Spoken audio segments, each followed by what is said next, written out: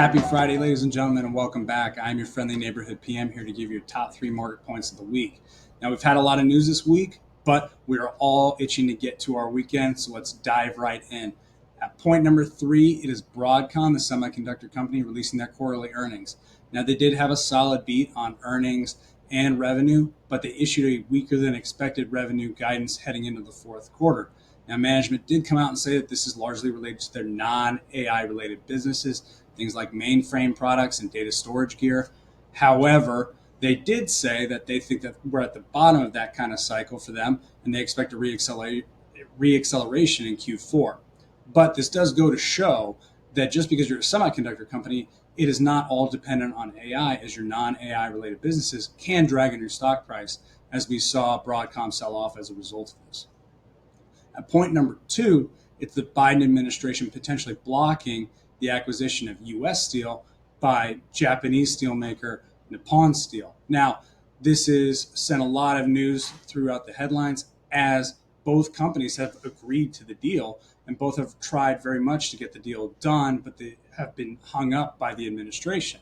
Nippon Steel has said that they're going to invest billions in old steel mills in Pennsylvania, as well as keep an American board. In addition to that, U.S. Steel has come out and said that if the deal doesn't go through, it threatens thousands of workers' jobs. Now, there have been rumblings from both sides of the aisle, as there's a bit of a political aspect here, that U.S. Steel, the iconic American company founded by Andrew Carnegie, should be U.S. owned and operated.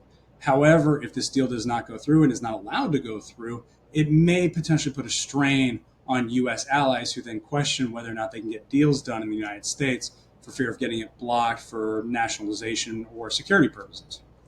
And then finally, at point number 1, it is the ongoing weaker economic data that we're starting to see.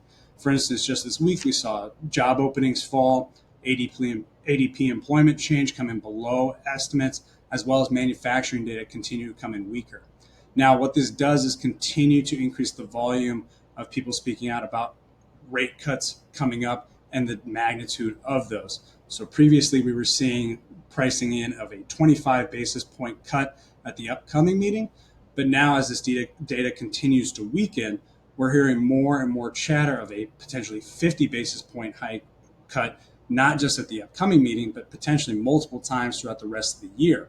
Now, that's going to parlay perfectly into what we're looking for next week, which is, of course, you probably guessed it, inflation data. We're going to see CPI and PPI data also coming out next week. And if those numbers continue to moderate and continue to weaken on top of the weakening labor market data that we've been continuing to see, it would not surprise us to see a potential 50 basis point cut at the upcoming meeting. Now, that pretty much does it for what we saw this week, what we're looking to for next week. So as always, if you have additional questions, please reach out to your financial advisor to dig into the written week in review. And as always, go enjoy your weekend. And it's the first full weekend of football, so I know what I will be doing. But we will see you the same time next week with your update. And can't wait to see you. Have a great weekend, and thanks again. Bye.